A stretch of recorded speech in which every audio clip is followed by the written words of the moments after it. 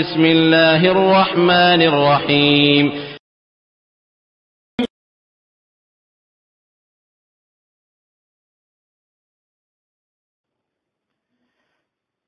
কাজা উমরি, এই কাজা উমরি নামে কোন নামাজ আছে নাকি?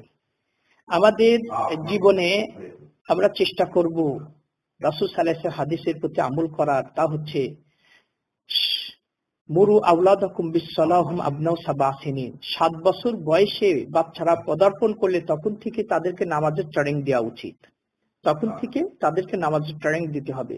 10 বছর বয়সে নামাজ না পড়লে প্রহার করি হলো, তাদেরকে শাসন করি হলো নামাজ পড়াতে হবে। তারপরে নামাজ না পড়লে তাদের বিছানা পৃথক করে দিতে হবে। কিন্তু এইগুলো হাদিসের উপর আমল নাই, তাই আমরা নামাজ পড়ি না। এবার আমার নামাজ পড়ি না, শুধু জুমার নামাজ, ঈদের নামাজ এবং বিশেষ বিশেষ দিনের নামাজ পড়ি। এর দ্বারা আমি পাক্কা মুসলমান দাবি করি নিজেকে, আসলি মুসলমান। এটা ভুল। 5 ওয়াক্ত নামাজই আমাকে মুসলমান লিস্টে নাম যদি আমি রাখতে চাই, তাহলে 5 ওয়াক্ত নামাজই আমাকে পড়তে হবে।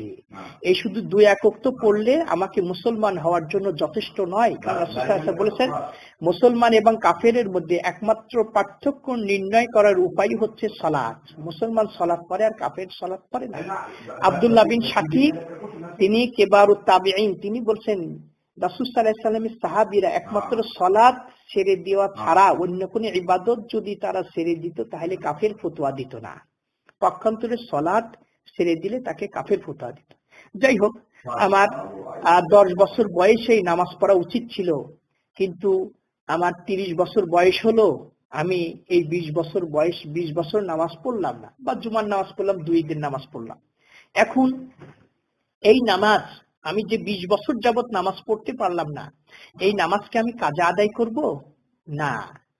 আমি যেহেতু নামাজ পড়তে পারিনি, এই জন্য আমি আল্লাহ এবং তার রাসূলের বা ফতোয়া অনুপাতে আমি কাফের হয়ে গেলাম। আর এখন আমাকে কি করতে হবে? যেহেতু আমি কাফের হয়ে গেছি, যদিও আমার নাম আব্দুল্লাহ, আব্দুর রহমান, বাপ দাদা 14 পুরুষ মুসলমান, আমি কাফের হয়ে গেলাম, বিধায় আমাকে তওবা নাসুহা, খালেস দিলে তওবা করতে হবে। খালেস দিলে তওবা করে আমি বাকি জিন্দেগি, ইন ফিউচারে আল্লাহ যতদিন আমাকে হায়াত রেখেছেন, কন্টিনিউ যদি আমি টাইমলি যদি সালাত আদায় করি, নিশ্চয় আল্লাহ রাব্বুল আলামিন এই তওবার দরুনে আমার বিগত গুনাহ আল্লাহ মাফ করে দিবেন। আর তাওবাতু তাদুব্বু মা ক্বাবলাহা, আল্লাহ রাসূল বলেন যে তওবা পূর্বের তার সকল গুনাহ খাতা মাফ করে দেয়। তবে এইটা কি আমার নামাজ ফৌত হয়ে গেছে? কতিপয় আলেম পরামর্শ দেন যে তার বিগত জীবনের নামাজ সে আনুমানিক হারে এটা আদায় করবে না। আনুমানিক হারে আদায় করার এটার কোন আইডিয়া করে আপনি কত আদায় করবেন? অনেকেই বলে যে আপনি যাচ্ছেন হজ করতে, মসজিদে নববীতে, মসজিদে হারামে, কাবাতে 1 ওয়াক্ত নামাজ পড়লে 1 লক্ষ নেকি আল্লাহ দান করেন। সেই জন্য আপনি বিগত জীবনের যে নামাজ কাজা হয়ে গেছে, ওই নিয়তে আপনি কাজা আদায় করবেন, উমরে কাজা আদায় করবেন না। এটা হাদিসে নাই। কোশ্চিন কালো ওইটা ওই নিয়তে আদায় করলে এটা ধারণামূলক ইবাদত ইসলামে স্থান নেয়। আপনি কয়েক তো পড়বেন, কয়েক তো ছুটেছে। সুতরাং আপনি নফল নামাজের নিয়তে আপনি পড়তে পারেন, নফল পড়তে পারেন। তাহলে আমার এই যে ফরজ কাজা হয়ে গেছে বা ফরজে যে ঘাটতি থেকে গেছে, এই নফল দ্বারা হয়তো আল্লাহ রাব্বুল আলামিন পূরণ করতে পারেন, এটা হতে পারে। কারণ রাসূল সাহেব বলেছেন, কিয়ামতের দিন বান্দার নিকট থেকে তার আমল সমূহের মধ্যে যে আমলের হিসাব সর্বপ্রথমে নেওয়া হবে তা হলো নামাজ। নামাজ যদি ঠিক হয়ে যায়, তাহলে সে পবিত্র ও সফলতা লাভ করবে। নচেত নামাজ ঠিক না হলে ধ্বংস, ক্ষতিগ্রস্ত হবে। সুতরাং হিসাবের সময় ফরজ নামাজে কোনো কমতি দেখা দিলে আল্লাহ তাবারক ওয়া তাআলা ফেরেশতাদের উদ্দেশ্য বলবেন, দেখো আমার বান্দার কোনো নফল নামাজ আছে কিনা। অতএব তার নফল নামাজ দ্বারা ফরজ নামাজের ঘাটতি পূরণ করা হবে। তারপর আরো সকল আমলের হিসাব অনুরূপ গ্রহণ করা হবে। তাহলে এটা আমরা নফল ইবাদত বেশি করতে, কিন্তু উমরি কাজা এটা নাই, এটা একটা বেদাত, এটা বেদাতি আমল, এর কোন স্থান ইসলামে নেই, এটা ভুল। কারণ আইডিয়া করে আপনি কত নামাজ পড়বেন, উমরি কাজা এটা কোনো নেই।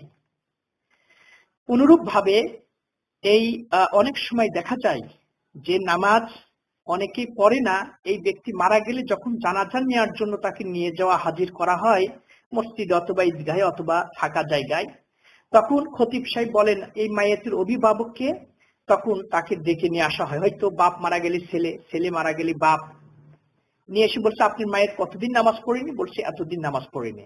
তাহলে প্রত্যেক নামাজের জন্য তাকে কাফারা নির্ধারণ করা হয়।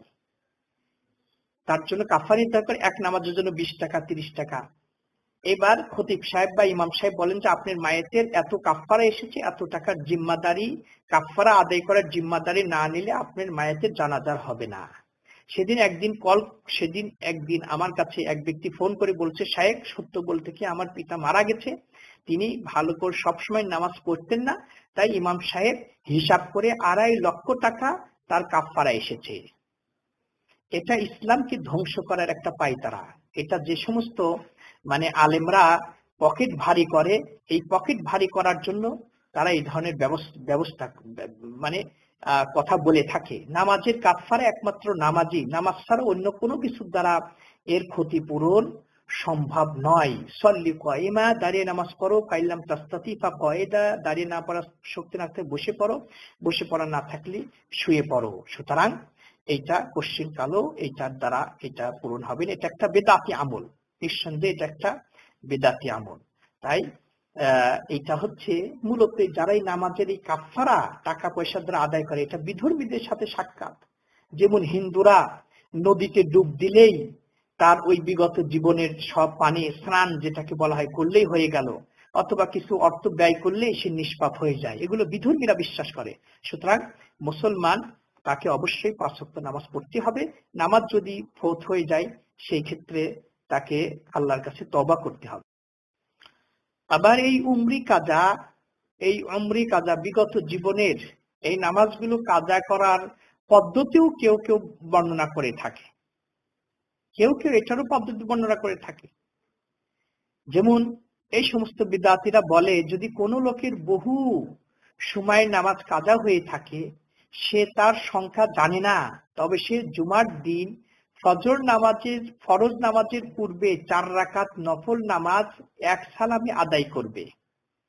এই নামাজে প্রত্যেক রাকাতে সূরা ফাতিহার পর আয়াতুল কুরসি 7 বার, সূরা কাউসার 15 বার পড়বে। এই নামাজ পড়লে নামাজি ও তার পিতামাতার অসংখ্য কাজা নামাজ নাকি আল্লাহ মাফ করে দিবেন। নাউযুবিল্লাহ।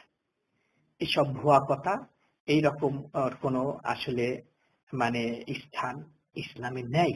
এই জন্য ভাইদেরকে বলবো যে আসলে নামাজের ব্যাপারে আমরা সচেতন থাকব, টাইমলি নামাজ পড়ার জন্য চেষ্টা করব।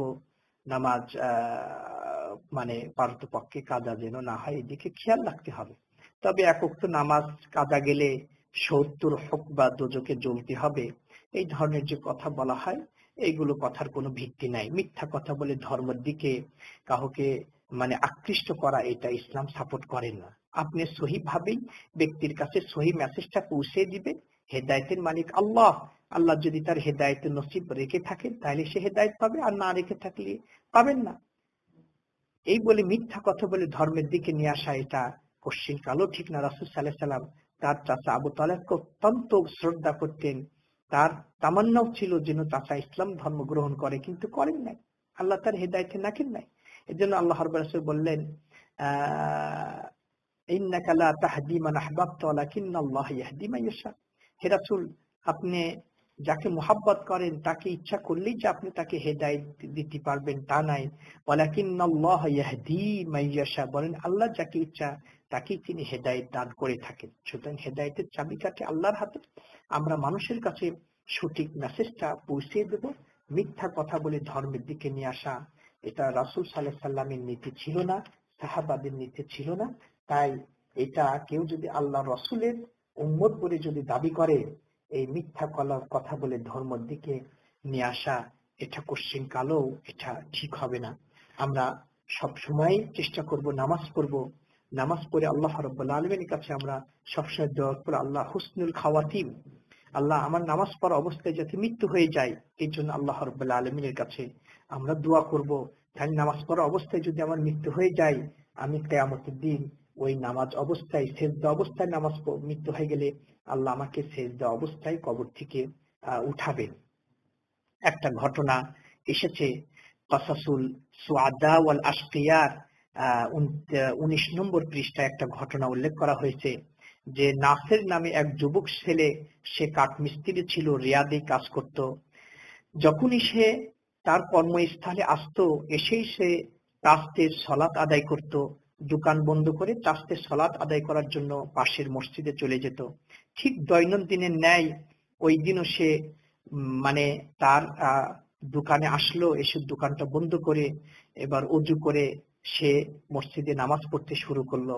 প্রথম রাকাত হয়ে গেছে। যখন সে দ্বিতীয় রাকাতের জন্য দাঁড়িয়েছে, তখন ইদ বি মালাকুল মউত কদ ইয়াকবিদু রূহাহু, দ্বিতীয় রাকাতের জন্য বুকের উপরে হাত বেঁধে ডান হাতটা বাম হাতের উপর রেখে হাত দুটি বুকের উপরে তিনি রেখেছেন। ইজ বিল মালাকুল মউত ইয়াকবিদু রূহাহু ওয়া হুয়া ইউনাজি রাব্বাহ, সে আল্লাহর সাথে মুনাজাত করতেছিল। এমত অবস্থায় তার মৃত্যু হয়ে গেল। ফাসাকাতা আলাল আরদি মাইয়াতা, অথবা মৃত্যু অবস্থায় সে জমিয়ে লুটিয়ে পড়ল। ফালাম্মা হানা ওয়াক্তু যুহর জাআল মুয়াজ্জিন লিইউআজ্জিনা, যখন জোহরের সময় হয়ে গেল, মুয়াজ্জিন এবার মসজিদে আযান দেওয়ার জন্য আসলে, এই ওয়াইদা বিনাসির মুলকা আলাল আরদে, দেখলো যে এক ব্যক্তি মসজিদে ঘুমিয়ে আছে। তখন মুয়াজ্জিন বলছে যে কুম কুম, এই ওঠো ওঠো। তখন কোনো সারা শব্দ পেল না। এবার লোকজনকে ডেকে নিয়ে এসে পরীক্ষা নিরীক্ষা করে দেখা গেল যে নাসির মৃত্যুবরণ করেছে। এরপর ফাহামালুহু ইলা মানজিলিহি ওয়া কামু বিতাগসিলি, তাকে নিয়ে তার বাড়িতে নিয়ে যে এবার গোসল দিচ্ছে। যারা তাকে গোসল দেওয়ার দায়িত্ব ছিল তারা বলতেছে ওয়ালাম্মা ওয়াদাউ ইয়াদাইহি ইলা জামবিহি আদাত মাররাতান উখরা ইলা সাদরিহি, তার এই যে বুকের উপরে হাত বাঁধা অবস্থায় মৃত্যুবরণ করেছিল, যারা গোসল দেওয়ার দায়িত্ব নিয়োজিত ছিল তাদের ভাষ্য, তারা বলতেছে আমরা হাত দুটো যখন সোজা করি তাকে গোসল দিচ্ছি, কিন্তু আপনি হাত দুটো আবার বুকের উপরে রিটার্ন আসলো, ফিরে আসলো। এইভাবে কাফানুহু ওয়া ইয়াদাহু মাওদুআতুন আলা সাদরিহি কাহিয়াতিহা ফিস সালাহ, এইভাবেই তাকে আমরা যখন কাফনের কাপড় পরালাম, হাত দুটো সোজা করে রাখলাম, এরপরে কাফনের কাপড় ভেদ করেই হাত দুটো আবার বুকের উপরে চলে আসলো। এই অবস্থায় এই নাসেরকে আমরা দাফন করলাম। এটা হচ্ছে হুসনুল খাওয়াতিম, ভালো মৃত্যু। এই জন্য আমরা নামাজে পড়ে আল্লাহকে ডাকবো, আল্লাহ সিজদা অবস্থা আমার মৃত্যু দাও, আল্লাহ হজ অবস্থা আমার মৃত্যু দাও, উমরা অবস্থা আমার মৃত্যু দাও। হুসনুল খাওয়াতিম কামনা করব। আল্লাহ আমাদের সকলকেই যেন জীবনের শেষে আমরা যেন উত্তম ভালো আমল, যে আমল করলে আল্লাহ সন্তুষ্ট হয়, এমন আমলের মাধ্যমে যেন আমরা দুনিয়া থেকে বিদায় গ্রহণ করতে পারি। এই তৌফিক আল্লাহ আমাদেরকে দান করুন।